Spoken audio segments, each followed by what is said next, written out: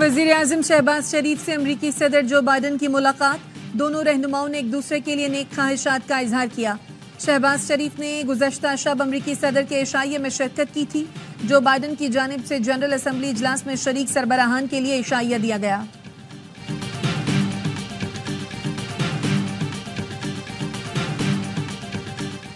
شمالی وزیرستان میں MI-8 ہیلی copter کو حادثہ، 6 افراد جاں بحق، 8 زخمی۔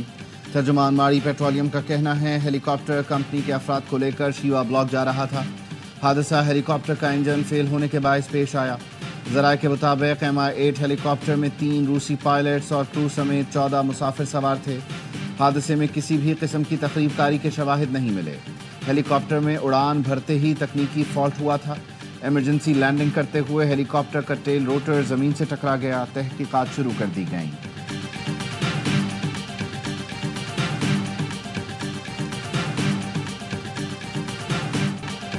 اسرائیل کا بیروت حملے میں سربراہ حزب اللہ حسن نصر اللہ کو مارنے کا دعویٰ۔ اسرائیلی فوج کا کہنا ہے حسن نصر اللہ بیروت میں 6 عمارتوں کے نیچے بنکر میں موجود تھے۔ خبر ایجنسی کے مطابق بیروت میں گزشتہ روز بنکر بسٹر میزائل حملہ کیا گیا۔ فضائی حملوں کا ہدف حسن نصر اللہ تھے۔ سربراہ حزب اللہ سے قریبی ذرائع کا گزشتہ روز سے رابطہ نہیں۔ حزب اللہ نے تاحال اسرائیلی فوج کے دعووں پر کوئی تبصرہ نہیں کیا ہے۔ اسرائیلی میڈیا نے حسن نصر اللہ کی بیٹی زینب کو مارنے کا دعویٰ کیا ہے۔ لبنان پر اسرائیل کے تازہ حملوں میں 25 افراد شہید جبکہ متعدد زخمی ہو چکے ہیں۔ اسرائیلی آرمی چیف کے دھمکی آمیز بیان کے بعد ایرانی سپریم لیڈر محفوظ مقام پر منتقل ہو گئے۔ ایران کے سپریم لیڈر آیت اللہ خامنائی نے قومی سلامتی کونسل کا ہنگامی اجلاس طلب کر لیا۔ آیت اللہ خامنائی کے مشیر علی لاریجانی کا کہنا ہے اسرائیل نے سرخ لکیر عبور کر لی ہے۔ حزب اللہ سربراہ کی ہلاکت کی صورت میں متبادل قیادت تیار ہے۔ امریکی صدر نے فوج کو مشرق وسطی میں ضروری اقدامات کی ہدایت کر دی۔ جو بائیڈن نے پینٹاگون کو ہدایت کی ہے کہ خطے میں امریکی فورسز کی پوزیشن کا جائزہ لیں اور ضرورت کے مطابق تعیناتی کریں۔ سلامتی کونسل اجلاس میں سیکریٹری جنرل انٹونیو گوٹرس نے غزہ اور لبنان میں فوری جنگ بندی کا مطالبہ کیا۔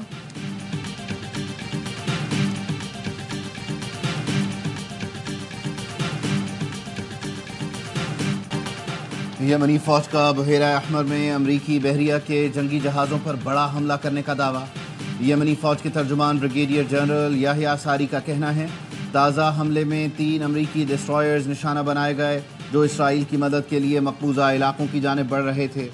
حملے اس وقت تک جاری رہیں گے جب تک تل ابیب غزہ پر حملے بند نہیں کرتا اور فلسطینیوں کو امداد نہیں پہنچائی جاتی۔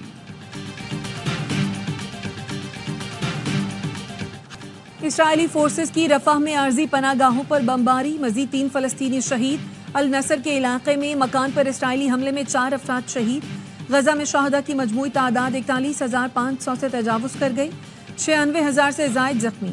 نیو یارک میں اسرائیلی وزیر اعظم کے ہوٹل کے باہر ہزاروں افراد کا فلسطینیوں کے حق میں مظاہرہ۔ اردن کے دارالحکومت عمان میں لاکھوں شہری نکل آئے۔ اسپین کے 2 بڑے شہروں میڈرڈ اور بارسلونا میں بھی ہزاروں افراد کا فلسطین اور بیروت سے اظہار یکجہتی۔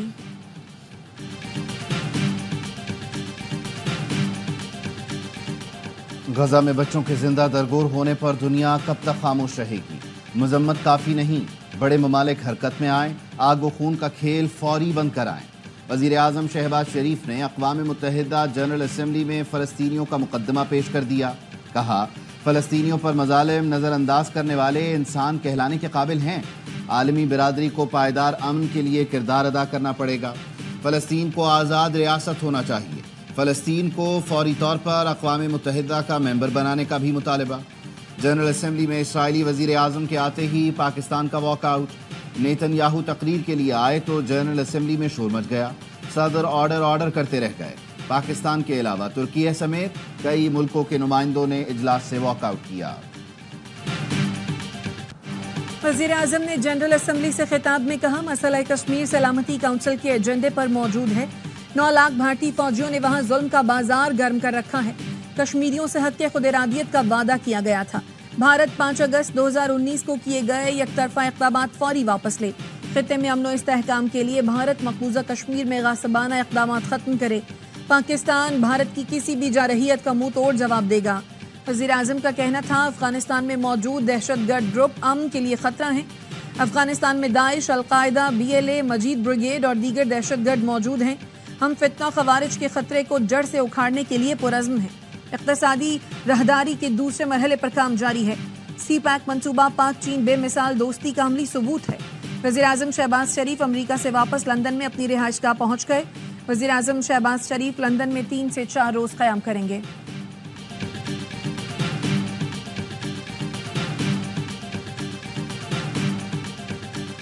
جنوبی لبنان سے تشویشناک خبریں آ رہی ہیں۔ جنگ سے کسی فریق کو فائدہ نہیں ہوگا۔ مسئلے کا حل صرف سفارتکاری سے نکلے گا۔ امریکی محکمہ خارجہ کی اردو ترجمان مارگریٹ میکلوئڈ کا کہنا ہے، غزہ میں جنگ بندی کے لیے بہت محنت کر رہے ہیں۔ پاکستان کے ساتھ امریکہ کا رشتہ مضبوط ہے۔ پاکستان کو امریکہ کے بھارت کے ساتھ تعلقات پر تشویش نہیں ہونی چاہیے۔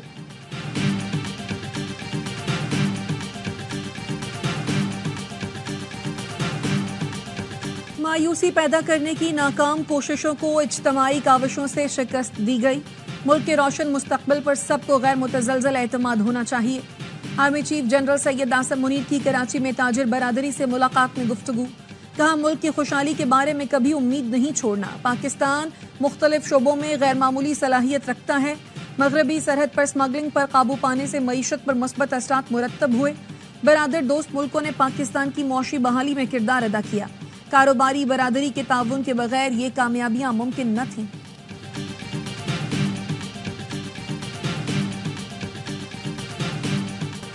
پاکستان کو ٹیکس کا منصفانہ نظام درکار ہے۔ تمام شعبہ جات کو حصے دار بنانا ضروری ہے۔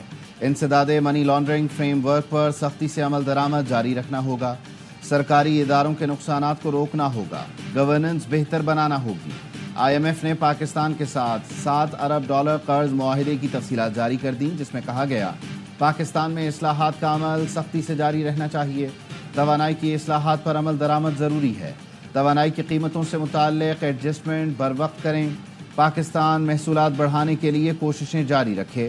تمام شعبہ جات کی پیداوار کو بڑھانا ہوگا۔ پاکستان کو IMF سے $1 ارب 2 کروڑ 69 لاکھ کی پہلی قسط موصول ہو چکی ہے۔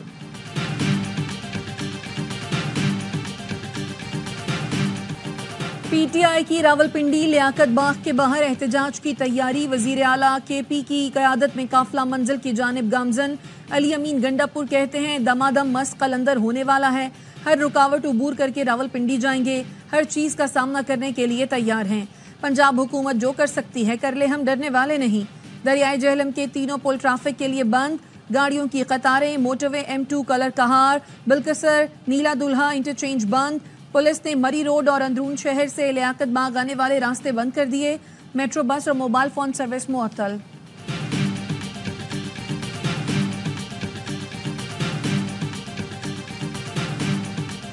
وقت جو چیف منسٹر ہیں وہ پنڈی پہ یلغار کرنے کے لیے آنا ہے۔ کیا کوئی سیاسی جماعت اسلحے کے ساتھ سیاسی جلسہ کرنے آتی ہے؟ ٹرینیں لے کر وہ کیا کرنے کے لیے آ رہا ہے پنڈی کے اندر؟ گنڈاپور صاحب AK-47 لہرا کے آج باہر نکلیں گے پنڈی میں۔ لاؤڈ اینڈ کلیئر قانون کو ہاتھ میں لینے کی کوشش مت کرنا، ورنہ نتائج کے ذمہ دار آپ خود ہوں۔ وزیر اعلیٰ خیبر پختونخوا نے راولپنڈی پر یلغار کا پروگرام بنایا ہے۔ کیا کوئی سیاسی جماعت اسلحے کے ساتھ جلسہ کرنے آتی ہے؟ کسی کو اسلحے کے ساتھ راولپنڈی میں گھسنے کی اجازت نہیں دی جائے گی۔ وزیر اطلاعات پنجاب عظمہ بخاری کہتی ہیں، حالات خراب ہوئے تو ذمہ داری وزیر اعلیٰ پر ہوگی۔ پنجاب پولیس کو فساد پھیلانے والوں کا علاج کرنا آتا ہے۔ مشیر اطلاعات خیبر پختونخوا بیرسٹر سیف نے کہا، پرامن احتجاج کرنے جا رہے ہیں، حکومت پولیس گردی نہ کرے۔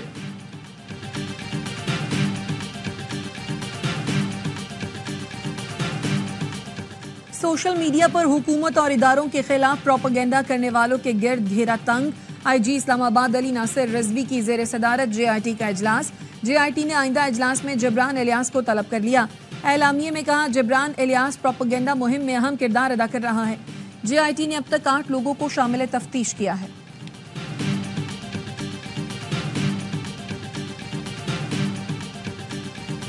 وزیر اعلیٰ خیبر پختونخوا کے بھائی فیصل امین کا گورنر KP کے خلاف 50 کروڑ ہرجانے کا کیس۔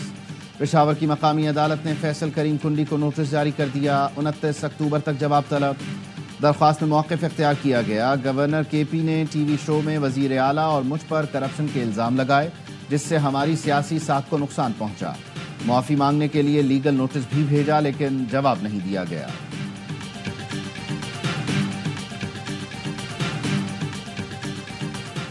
وزیر اعلیٰ پنجاب مریم نواز سے جاپانی سفیر متسوہیرو وادا کی ملاقات۔ مریم نواز نے کہا پاک جاپان بہترین تعلقات کو وسعت دینے کے لیے پرعزم اور دو طرفہ تجارتی حجم بڑھانے میں دلچسپی رکھتے ہیں۔ تعلیم، صحت اور شہری سہولتوں کی بہتری میں جاپانی تعاون لائق تحسین ہے۔ پنجاب میں تعلیم، صحت اور توانائی میں سرمایہ کاری کے بڑے مواقع ہیں۔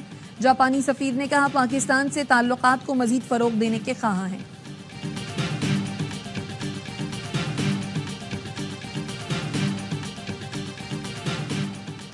گورنر سندھ کامران ٹسوری سے سعودی قائم مقام قونصل جنرل کی ملاقات۔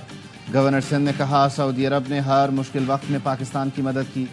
دونوں ممالک اسلامی اخوت کے لازوال رشتے سے منسلک ہیں۔ سعودی قائم مقام قونصل جنرل نے کہا پاکستان سے تعلقات کو خصوصی اہمیت دیتے ہیں۔ ملاقات میں MQM رہنما مصطفیٰ کمال اور انیس قائم خانی بھی موجود تھے۔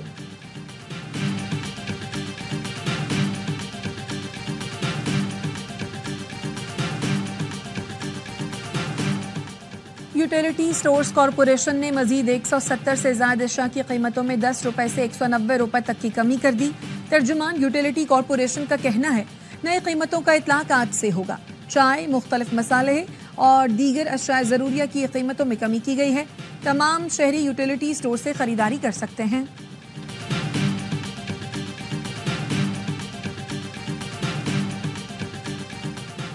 چار ماہ سے تنخواہوں کی عدم ادائیگی پر جناح ہسپتال کراچی کے ڈاکٹرز کا احتجاج۔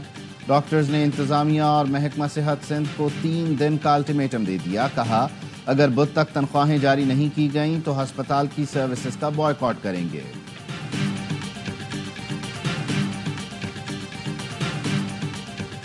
سندھ کے علاقے رانی پور سے 2 لاکھ روپے سے زائد کے جعلی کرنسی نوٹوں کی شپمنٹ پکڑی گئی۔ پولیس کا کہنا ہے جعلی کرنسی کے پیکٹ پشاور سے رانی پور میں میڈیکل سٹور کے ایڈریس پر بک کرائے گئے تھے۔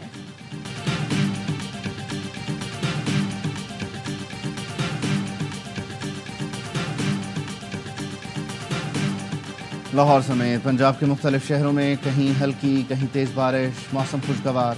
گجرات میں تیز بارش سے نشیبی علاقوں میں پانی جمع۔ سیالکوٹ، اوکاڑا، حافظ آباد میں بھی بادل جم کر برسے۔ کئی علاقوں میں بجلی کی فراہمی معطل۔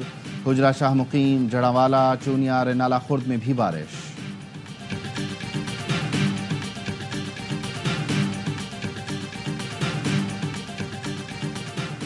چیئرمین PCB محسن نقوی کی زیر صدارت اہم اجلاس چیمپئنز ٹرافی کی تیاریوں کا جائزہ لیا گیا۔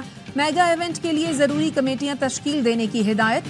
محسن نقوی نے کہا چیمپئنز ٹرافی میں دنیا کی بڑی ٹیمیں آ رہی ہیں، انتظامات خوب سے خوب تر کیے جائیں، ہر کمیٹی کی ذمہ داریاں طے اور کام شروع کیا جائے۔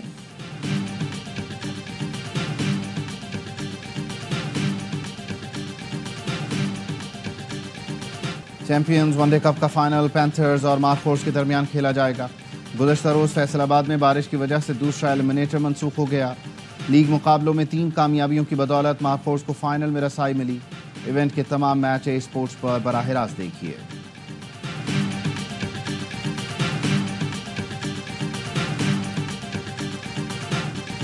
آرٹس کونسل کراچی میں ورلڈ کلچرل فیسٹیول پوری رنگینیوں کے ساتھ جاری۔ معاشرے میں عدم برداشت کے موضوع پر نوجوان طلباء و طالبات نے تھیٹر جلوس پیش کر کے خوب داد وصول کی۔ ڈرامہ ختم ہوا تو نوجوانوں نے ساز سنبھالے اور اپنی آواز سے سما باندھ دیا۔